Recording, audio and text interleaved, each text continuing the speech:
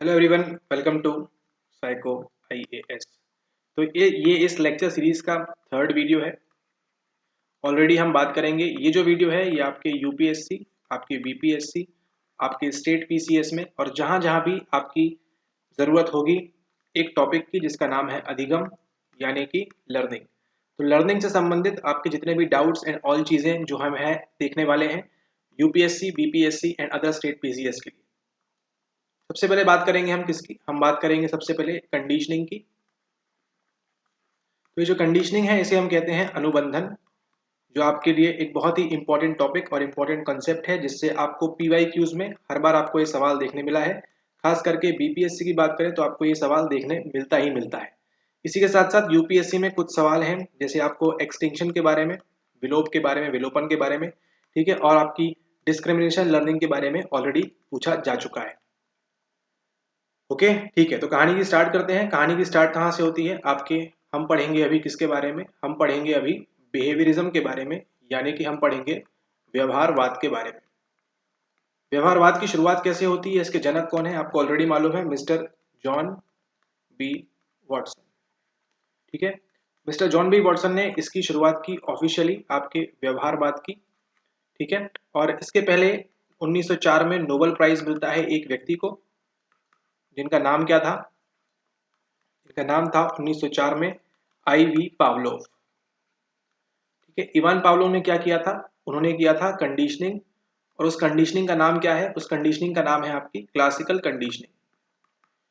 Classical conditioning से इसको denote करते हैं क्योंकि उन्होंने क्या बताया था? क्लासिकल कंडीशनिंग के अंदर, यानी कि आपके प्राचीन अनुबंधन के अंदर आपके पास क्या होता है? आपके पास CS और CR होता है और US एंड UR होता है। सबसे पहले आप यहाँ पे अनकंडीशन स्टिमुलस और यहाँ पे अनकंडीशन रिस्पॉन्स, जिसे हम हिंदी में क्या कहते हैं? जिसे हम कहते हैं अनुबंधित उद्दीपक। और ये क्या होगा? ये होगा आपका अनअनुबंधित अनुक्रिया।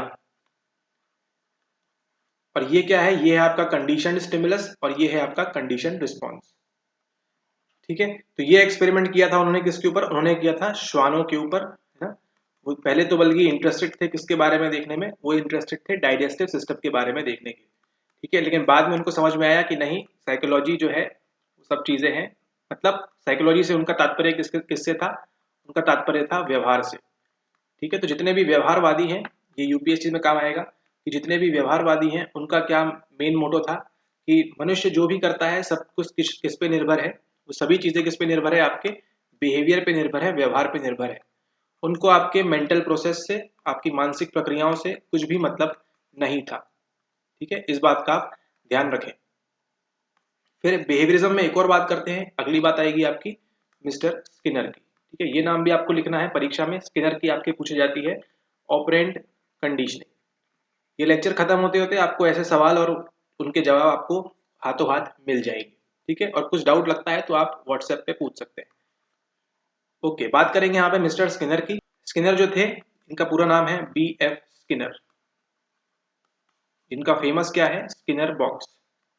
स्किनर बॉक्स के लिए फेमस है, और ये लेके आते हैं दूसरी ब्रांच कंडीशनिंग की, जिसे हम कहते हैं नैमित्तिक अनुबंधन और आपकी ऑपरेंट कंडीशनिंग, या फिर इसे हम कहते हैं क्रिया प्रसूत अनुबंधन। क्योंकि यहाँ पे क्या की जा रही है? एक क्रिया की जा रही है। ठीक है, और ये जो क्रिया ही है यही इस कंडीशनिंग के क्या है? मेन पॉइंट है। इसका आप ध्यान रखें। Right, okay. तो इन्होंने क्या किया? इनका जो सिस्टम था, सिद्धांत था, वो किसके बारे में था? वो था आपका ऑपरेंट कंडीशनिंग के बारे में। ठीक है, अब चलिए इसको हम फटाक से क्या कर लेते हैं, operant conditioning and classical conditioning, इन दोनों के बीच हम क्या देख लेते हैं? अंतर देख लेते हैं। ये सवाल भी आपको बीपीएससी में कंटिन्यूसली पूछ रहा है कि इन दोनों के बीच का अंतर क्या है। ठीक है, operand conditioning and classical conditioning. सबसे पहले बात करें क्लासिकल कंडीशनिंग में, तो नंबर 1 ये क्या है? ये है इनवॉलेंटरी, यानी कि ये क्या है? ये एक प्रकार से अनैच्छिक है। ठीक है, वो जो डॉग था, जो श्वान था, उसकी इच्छा के बिना उसने क्या किया? लार का स्त्राव किया ना। लार स्त्रावण की जो क्रिया की उसने उसने बिना अपनी इच्छा के की। लेकिन यही बात करें ऑपरेंट कंडीशनिंग में, सॉरी, ऑपरेंट कंडीशनिंग में बात करें तो ये कौन सा रिस्पॉन्स था? ये वॉलेंटरी रिस्पॉन्स था,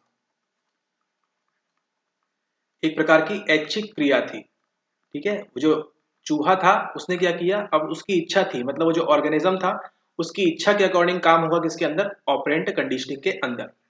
ठीक है, इसका आप ध्यान रखें। अब जब आप अपने आंसर लिखेंगे तो उसमें इस पॉइंट को भी इंक्लूड करें कि हमको ऑपरेंट के अंदर वॉलेंटरी, थोड़ा सा कंफ्यूजन होगा आपको इसलिए इस तरह से करते हैं।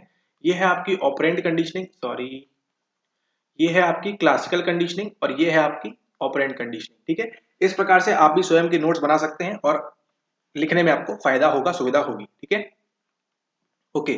तो नंबर 1 पॉइंट क्या देखा हमने, नंबर 1 देखा हमने वॉलेंटरी।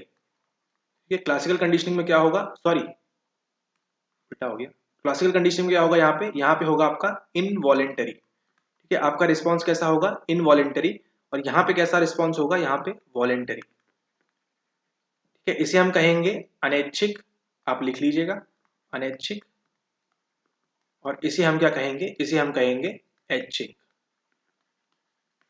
ठीक है, ओके।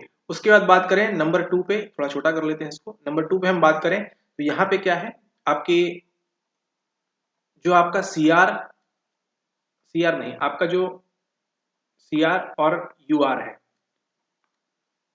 एक सेकेंड, यहाँ पे सेकेंड पॉइंट में आपका जो यहाँ पे अनकंडीशन स्टिमुलस है, ठीक है, जो आपका क्या है अनुबंधित उद्दीपक,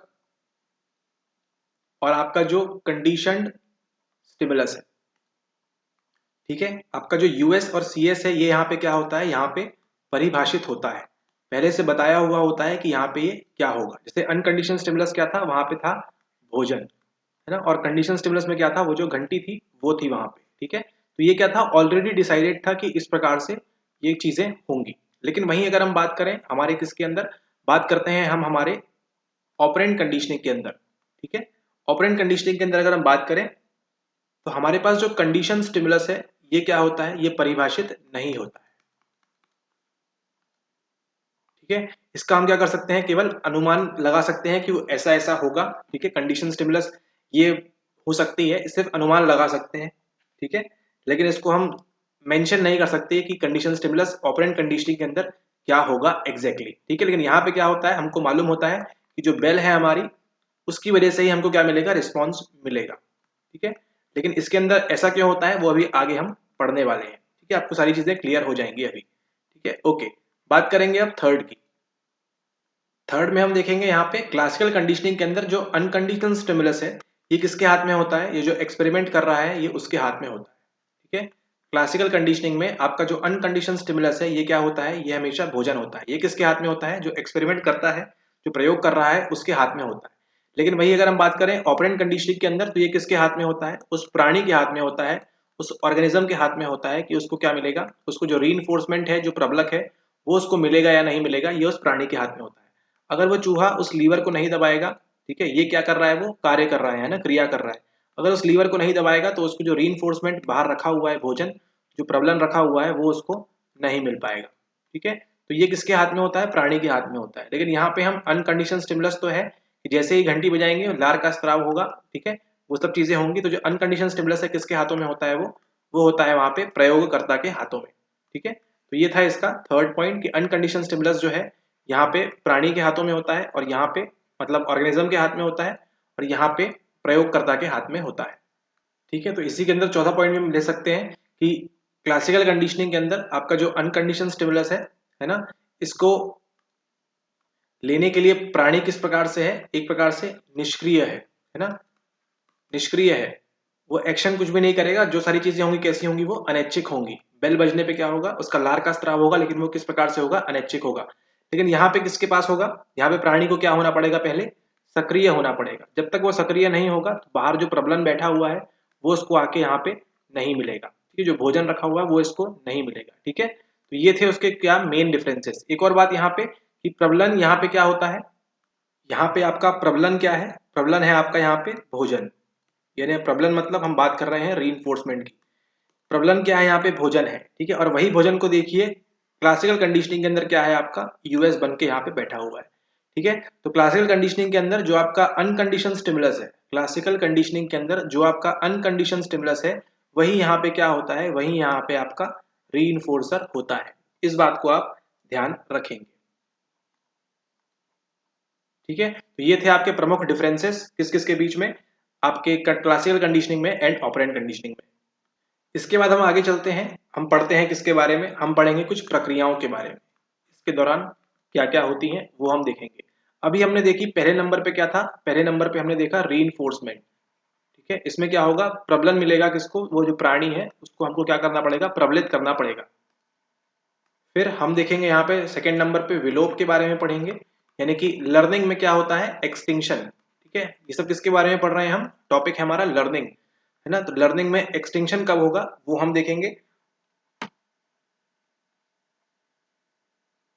ठीक है, उसी के साथ साथ हमको क्या पढ़ना है, हमको पढ़ना है जनरलाइजेशन के बारे में। ठीक है, जनरलाइजेशन कब होता है, और हमको कब पढ़ना है, हमको पढ़ना है डिस्क्रिमिनेशन के बारे में।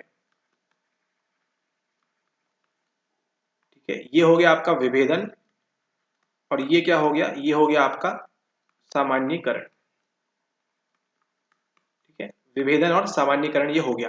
तो ये इंपॉर्टेंट कॉन्सेप्ट है लर्निंग के लिए। ठीक है, लर्निंग के लिए आपके यूपीएससी में भी सवाल पूछता है एंड बीपीएससी में भी, लर्निंग के ऊपर कि हम किस प्रकार से रीइंफोर्स कर सकते हैं बच्चों को, किस प्रकार से हम लर्निंग दे सकते हैं, उसमें रीइंफोर्समेंट का क्या योगदान है। ठीक है, वहीं आपसे एक पूछता है प्रीमैक प्रिंसिपल के बारे में, तो वो सारी चीजें भी, और आगे लेक्चर्स कंटिन्यू देखेंगे आप, तो उसमें आपको वहां से वो सारी चीजें भी उठाने के लिए मिलेंगी। ठीक है, ओके, सबसे पहले देखेंगे हम किसके बारे में, सबसे पहले देखेंगे हम रीइंफोर्समेंट के बारे में। ठीक है, जो क्या होता है हमारा, जो होता है प्रबलन। रीइंफोर्समेंट का काम क्या है, रीइंफोर्समेंट प्रबलन का काम क्या है, हमारा जो बिहेवियर है ना, इसको क्या करना होता है, हमको इंक्रीज करना होता है, यानी व्यवहार को आपको क्या करना है, बढ़ाना है। उसी के साथ साथ एक और कंसेप्ट आपके यूपीएससी में आ जाता है, जो है पनिशमेंट के बारे में। ठीक है, यानी कि दंड के बारे में। दंड क्या है, बिहेवियर को यहाँ क्या करेंगे, प्रबलन देके हम बढ़ाएंगे, सेम जस्ट उसका क्या करेंगे, हम अपोजिट करेंगे किसके अंदर, दंड के अंदर। यहाँ हमको क्या करना है, बिहेवियर को हमको, जो हमारा व्यवहार है इसको क्या करना है, कम करना है पनिशमेंट देके। ठीक है, ओके, काम का अभी हमारे क्या है, री है, तो हम री के बारे में पढ़ते हैं। इसके दो टाइप्स होते हैं, पहला होता है पॉजिटिव एंड दूसरा होता है नेगेटिव। ठीक है, पहले देखेंगे पॉजिटिव री क्या है। पॉजिटिव री ये है कि आप पढ़ाई करेंगे, ठीक है, तो आप आगे इंटरव्यू के लिए बैठेंगे। ठीक है, पढ़ाई करेंगे तो क्या होगा, आपका मेंस निकलेगा।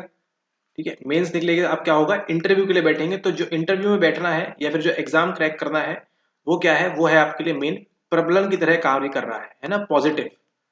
ठीक है, इसका आप ध्यान रखें। लेकिन वही अगर हम नेगेटिव की बात करें, नेगेटिव में क्या है आपके, नेगेटिव में बात करें तो आपने क्या किया हुआ है, आपने बोला है कि अगर आपने मेंस नहीं निकाला, ठीक है, तो आपको क्या करना होगा, आपको 5,000 रुपए हमको देने होंगे, या फिर किसी XYZ दोस्त को आप 5,000 रुपए देने पड़ेंगे। ठीक है, तो इस 5,000 रुपए से बचने के लिए, है ना, एक प्रकार की क्या है यहाँ पे, एक प्रकार का दंड नहीं कहेंगे, बट एक प्रकार की क्या है, पेनल्टी या फिर जुर्माना है। ठीक है, जुर्माना है। तो इस जुर्माने से बचने के लिए क्या करेंगे आप पढ़ाई करेंगे और अपना मेंस निकालेंगे। ठीक है, तो दोनों ही केसेस में क्या हुआ, पॉजिटिव में और नेगेटिव में, दोनों ही केस में क्या हो रहा है, व्यवहार को हम क्या कर रहे हैं, व्यवहार को हम इंक्रीज कर रहे हैं, यानी कि हम उसको बढ़ा रहे हैं।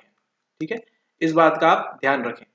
फिर से देखिए, पॉजिटिव एंड नेगेटिव रीइंफोर्समेंट, सवाल आता है आपकी यूपीएससी में, किस प्रकार से लर्निंग बढ़ाएंगे, वहां पे कॉन्सेप्ट काम आएगा। ठीक है, आप अपने खुद के ओन एग्जाम्पल भी लिख सकते हैं, स्टेट कर सकते हैं। ठीक है, पॉजिटिव में क्या होगा, आपने कार्य किया, है ना, और आपको क्या मिला, उसका प्रबलन मिला।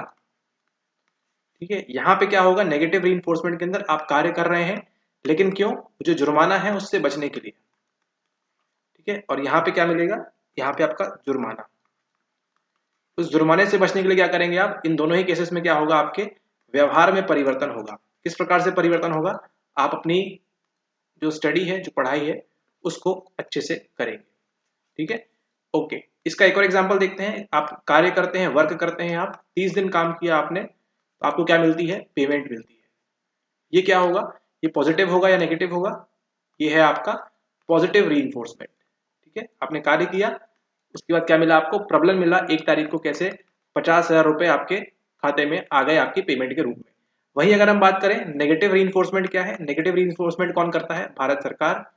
वो क्या बोलती है, आप टैक्स भरिए, 50,000 रुपए कमा के आप महंगाई नहीं बढ़ा सकते। ठीक है, आपको क्या भरना होगा, आपको टैक्स भरना होगा। और टैक्स अगर आप नहीं भरते हैं, टैक्स अगर आप नहीं भरेंगे तो आप पे जुर्माना हो जाएगा 10,000 का। ठीक है, 10,000 का जुर्माना हो जाएगा आप पे। तो आप क्या करते हैं, इस 10,000 को बचाने के लिए आप 31 जुलाई के पहले जाके चुपचाप क्या भर देते हैं, आप टैक्स भर देते हैं। ठीक है, आप टैक्स नहीं भरने वालों में से आते हैं। ठीक है, आप टैक्स नहीं भरने वालों में से आते हैं, लेकिन इस जुर्माने से बचने के लिए, इस पेनल्टी से बचने के लिए आपको लगता है अरे ठीक है 10,000 हमारे फालतू में चले जाएंगे, उससे अच्छा है कि हम भर ही देते हैं, तो हमारे 10,000 सेव हो जाएंगे और उससे हम कुछ नई चीज खरीद लेंगे। ठीक है, तो दोनों केस में क्या हुआ, आपका इंक्रीज देखने को मिला किसमें, हमको बिहेवियर में। ठीक है, और जस्ट इसका अपोजिट किसके अंदर होगा, इसका अपोजिट, इसका उल्टा होगा आपके पनिशमेंट में। इसमें हम क्या करा देंगे, आपका बिहेवियर डिक्रीज करा देंगे। ठीक है, और उसको देखने के लिए आपको क्या करना होगा, आपको कोर्स ज्वाइन करना होगा। ठीक है, ओके ठीक है, चलिए आगे बात करते हैं हम उसके बारे में। हमारे पास है जनरलाइजेशन और हमको पढ़ना है डिस्क्रिमिनेशन के बारे में। ठीक है, डिस्क्रिमिनेशन लर्निंग क्या होती है और जनरलाइज लर्निंग क्या होती है, अधिगम क्या होता है, उसके बारे में अभी हम पढ़ रहे हैं। तो हम बात करेंगे पहले सामान्यीकरण की। ठीक है, सामान्यीकरण क्या होता है उसको हम देखेंगे। सामान्यीकरण समझने के लिए चलते हैं हम किसके पास, हम चलते हैं यहाँ पे आइवैन पावलोव के पास। ठीक है, ओके, सामान्यीकरण किस प्रकार से होता है, देखिए यहाँ पे वो बंधा हुआ है डॉग। ठीक है, डॉग यहाँ पे इस प्रकार से यहाँ पे बंधा हुआ है। ठीक है, यहाँ क्या बजाते हैं, वो बेल बजाते हैं। ठीक है, जिससे क्या हो जाता है, मान लीजिए बेल की रिंग है, ट्रिंग ट्रिंग। ठीक है, इससे क्या होता है, वो लार का स्त्राव कर देता है।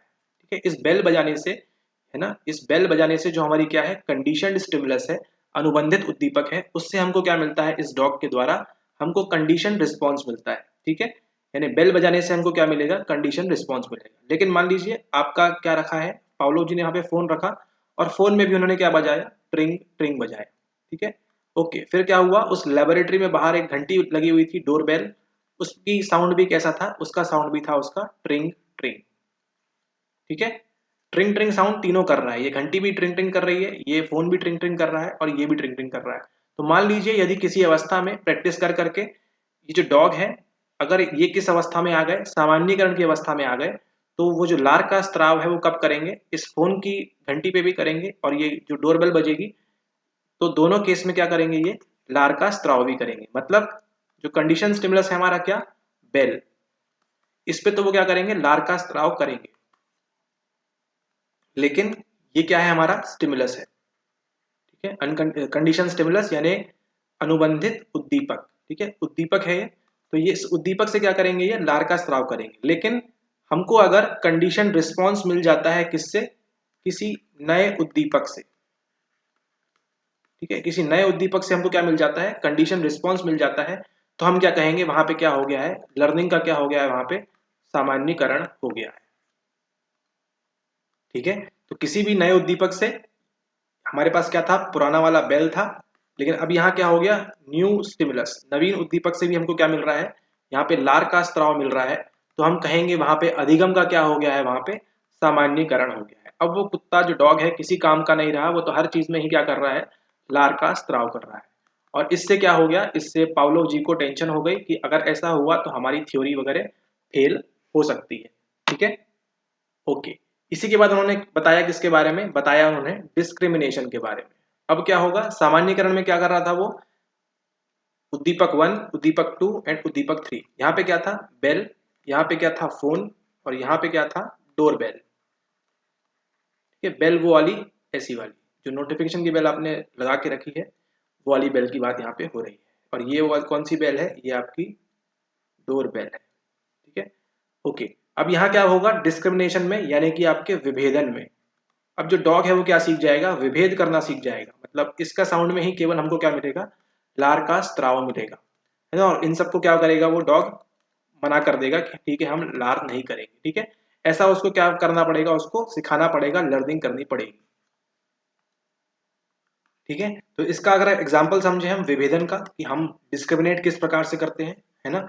मान लीजिए आप गाड़ी चला के हुए जा रहे हैं, ठीक है, गाड़ी चलाते हुए जा रहे हैं आप, और यहाँ पे आपने देख लिया पुलिस खड़ी है। ठीक है, पुलिस खड़ी होने के बाद जैसे ही आपकी अनुक्रिया होती है, आपको क्या होता है, डर लगता है। ठीक है, कि अब आपका क्या कटने वाला है, आपने लाल ट्रैफिक सिग्नल पार कर दिया है, तो अब आपका क्या कटेगा, अब आपका चालान कटेगा। ठीक है, लेकिन मान लीजिए यही पुलिस वाला अगर आपको दिखता है तो क्या लगता है आपको कि आपका चालान कटेगा। लेकिन वहीं अगर यातायात वाला होता है, यातायात पुलिस का अगर कर्मी होता है जो सफेद वर्दी में होता है, उसको देख के आप क्या करते हैं उसको देख के आप इजीली डिस्क्रिमिनेट कर लेते हैं कि ठीक है भैया, ये तो हमारा चालान नहीं काटेंगे, ठीक है, क्योंकि ये सब काम कौन करता है, ये लोग करते हैं अपनी ड्यूटी छोड़ के, ठीक है। तो आप क्या कर लेते हैं, आप कर लेते हैं उसका विभेदन, है ना। एक उद्दीपक क्या था आपके पास, उद्दीपक था यहाँ पे आपके पास पुलिस, और यहाँ पे क्या उद्दीपक था, उद्दीपक था आपके पास यहाँ पे यातायात पुलिस, ठीक है, दोनों में फर्क है। तो वर्दी का फर्क है, यहाँ पे खाकी वर्दी मिलेगी और यहाँ पे आपको सफेद वर्दी मिलेगी, ठीक है। तो आपने क्या कर लिया, आपको डर किसमें लगता है, आपको डर यहाँ पे लगता है, लेकिन अब आपने क्या कर लिया, अब आप विभेदन की क्रिया में आ गए, ठीक है। तो आपका डर क्या हो गया, यहाँ पे आपका डर एंड हो गया, यहाँ पे आपका डर खत्म हो गया, ठीक है। ओके, तो इसी में हम समझते हैं सामान्यीकरण भी अगर कब होता, मान लीजिए ये जो पुलिस है, ठीक है, ये आपके राज्य सरकार की पुलिस है, लेकिन मान लीजिए वहीं पे अगर कोई नगर सेवा का व्यक्ति खड़ा होता, ठीक है, उसकी वर्दी भी कौन सी होती है, उसकी वर्दी भी होती है खाकी रंग की, ठीक है। तो अब आप देखिएगा आपका सामान्यीकरण किस प्रकार से होगा, तो हो सकता है आपको इसमें भी थोड़ा सा डर लग जाए इस खाकी वर्दी को देख के भी, ठीक है। तो ये क्या कहलाएगा, ये कहलाएगा आपका सामान्यीकरण यानी कि जनरलाइजेशन, और ये कहलाएगा आपका विभेदन यानी कि डिस्क्रिमिनेशन, ठीक है। ओके, अब हम बात करेंगे किसके बारे में, हम बात करेंगे एक्सटिंक्शन के बारे में यानी कि विलोप के बारे में। विलोप कब होता है उसको हम देखेंगे। विलोप उस स्थिति में होता है जब आप जो अनकंडीशन स्टिमुलस है या फिर जो रीइंफोर्सर है उसको आप देना बंद कर दें, ठीक है। मान लीजिए उस बेल बजाने के बाद, ये जो बेल है इसको बजाने के बाद वो डॉग क्या कर रहे थे, लार का स्त्राव कर रहे थे, लेकिन अब क्या किया उन्होंने, अब उन्होंने लार का स्त्राव कर रहे थे और उनको क्या मिल रहा था वहां पे खाने को, फूड मिल रहा था, ठीक है। क्या मिल रहा था, फूड मिल रहा था, लार का स्त्राव हुआ फूड मिलेगा। ऐसा उन्होंने कब तक किया, 30 दिन तक किया, फूड उनको मिलता गया लगातार, लार का स्त्राव, बेल बजी, देखिए किस प्रकार से हो रहा था, बेल बजी, ठीक है, लार का स्त्राव, और फिर क्या मिलेगा उनको, उनको मिलेगा यहाँ पे फूड, ठीक है। फिर ये सेम चला कब तक, 30 दिन तक।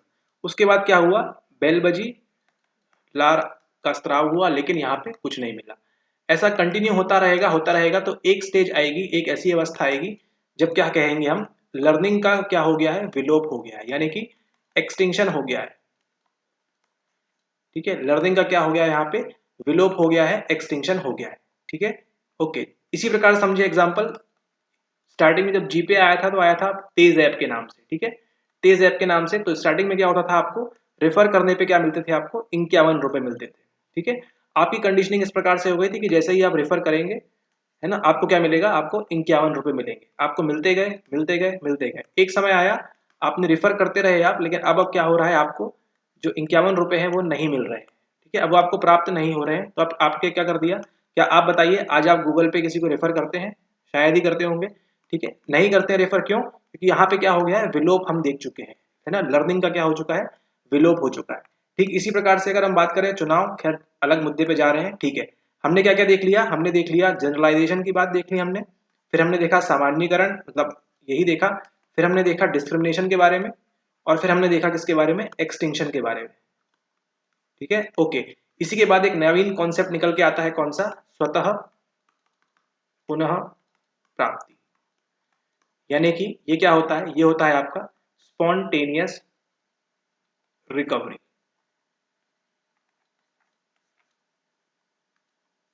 तो स्पॉन्टेनियस रिकवरी के अंदर क्या होता है, अभी तक वो प्रोसेस देखिए, 1 से लेकर 30 तारीख तक क्या मिल रहा था उनको, फूड मिल रहा था, ठीक है। फिर 30 से क्या हुआ, अगली 15 तक, फरवरी मान लीजिए, उनको क्या हुआ, फूड नहीं मिला। अब उन्होंने क्या दिखाना स्टार्ट कर दिया, उन्होंने विलोप दिखाना स्टार्ट कर दिया। फिर पावलोव जी कहाँ चले गए थे, पावलोव जी चले गए थे वहां पे फिर मालदीव्स, ठीक है, मालदीव्स में कुछ ढूंढने चले गए थे वहां पे, ठीक है। वहां से जब आए तो डॉग की भी ट्रेनिंग वगैरह सब बंद कर दिया, ठीक है। उसके बाद जब वो वापस आए, ठीक है, तो उन्होंने क्या किया, पहले दिन डे 1 में फिर से उन्होंने बेल बजाई। तो अब जो डॉग इतने दिन से क्या था, कुछ नहीं कर रहे थे, नॉर्मल थे, तो इन्होंने क्या किया, थोड़ा सा लार का स्त्राव दिखाया। आप समझिए इस बात को, थोड़ा सा उन्होंने क्या दिखाया, लार का स्त्राव दिखाया। चूंकि देखिए यहाँ पे विलोप हो चुका है, अब वो लार का स्त्राव क्या कर दिया, उन्होंने बंद कर दिया है, लेकिन फिर भी हल्की सी घंटी बजने के बाद क्या हो गया, उन्होंने तुरंत यहाँ पे क्या दिखाया, अपना लर्निंग दिखाई, यानी कि अधिगम उन्होंने यहाँ पे दिखाया, ठीक है। तो इसे ही कहते हैं क्या, इसे ही कहते हैं स्पॉन्टेनियस, है ना, फटाक से उन्होंने क्या कर लिया, उसी लर्निंग की पुनः प्राप्ति कर ली, ठीक है, उसी लर्निंग की क्या कर ली उन्होंने, पुनः प्राप्ति कर ली। तो इसे ही हम कहते हैं किसका कॉन्सेप्ट, स्पॉन्टेनियस रिकवरी का कॉन्सेप्ट। ऑलराइट, ओके, तो वीडियो काफी लंबी हो चुकी है, क्या क्या कॉन्सेप्ट देखे हमने पढ़ा लर्निंग के बारे में। लर्निंग क्या होती है? अधिगम। लर्निंग क्या है आपका? Permanently change in behaviour. ठीक है, आपके व्यवहार में एक परमानेंट चेंज हो जाए, आपके व्यवहार में परमानेंट चेंज हो जाए, उसे ही क्या कहेंगे हम? लर्निंग। लेकिन ये कैसा होता है? रिलेटिवली। ठीक है ना, अब ये रिलेटिवली का ही पूरा सारा खेल है। ठीक है, आप डेफिनेशन याद कर सकते हैं। और उसी के साथ साथ हमने देखा क्लासिकल कंडीशनिंग के बारे में, जो किस प्रकार की होती है। एक स्टिमुलस स्टिमुलस कंडीशनिंग होती है, यानी कि उद्दीपक उद्दीपक कंडीशनिंग होती है। वहीं हमने देखा ऑपरेंट कंडीशनिंग के बारे में, जो किस प्रकार की होती है। एक स्टिमुलस रिस्पॉन्स, उद्दीपक के बाद हमको क्या मिलता है? रिस्पॉन्स मिलता है। और यहाँ क्या मिलता है? Stimulus stimulus. यहाँ हमको मिलेगा एसआर। उसी के बाद हमने देखे इन दोनों के बीच के डिफरेंस, इन दोनों के बीच के अंतर क्या क्या है। उसी के साथ साथ हमने क्या देखा? हमने देखा यहाँ पे आपका जनरलाइजेशन, यानी कि आपका सामान्यीकरण किस प्रकार से होता है अधिगम का। फिर हमने देखा यहाँ पे एक्सटिंक्शन, विलोप कब होता है। ठीक है, फिर हमने देखा यहाँ पे डिस्क्रिमिनेशन, यानी कि विभेदन। और हमने देखा यहाँ पे स्वतः पुनः प्राप्ति, यानी कि आपकी स्पॉन्टेनियस रिकवरी। ठीक है, ओके। उसी के साथ साथ हमने क्या देखा? हमने पढ़ा रीइंफोर्समेंट के बारे में, यानी कि प्रबलन के बारे में। इसके अंदर भी कई सारे डिफरेंसेस हैं, लेकिन आपके लिए जो मेन काम का है वो है पॉजिटिव एंड नेगेटिव। ठीक है, ओके। तो इस वीडियो के लिए इतना ही। अगले वीडियो में मिलेंगे तो हम बात करेंगे लर्निंग के और टॉपिक्स के बारे में। ठीक है, जैसे अलग अलग चीजें होती हैं इसके अंदर भी, उसके बारे में हम बात करेंगे। ठीक है, ऑल राइट, थैंक यू। और आंसर राइटिंग करिए, करते रहिए, आंसर सबमिट करिए। और जो PYQs हैं उनको देखिए किस प्रकार से सवाल आ रहे हैं, इससे लिंक सवाल आ रहे हैं तो कैसे आ रहे हैं, उसको व्हाट्सएप पे पिन पॉइंट करिए, सर ये आ रहा है, ये नहीं आ रहा है। ठीक है, और जो नहीं आ रहा है उस पर हम ध्यान देंगे कि और कुछ उस पर वीडियोस बनाई जाए। Right, okay, thank you and have a nice day ahead.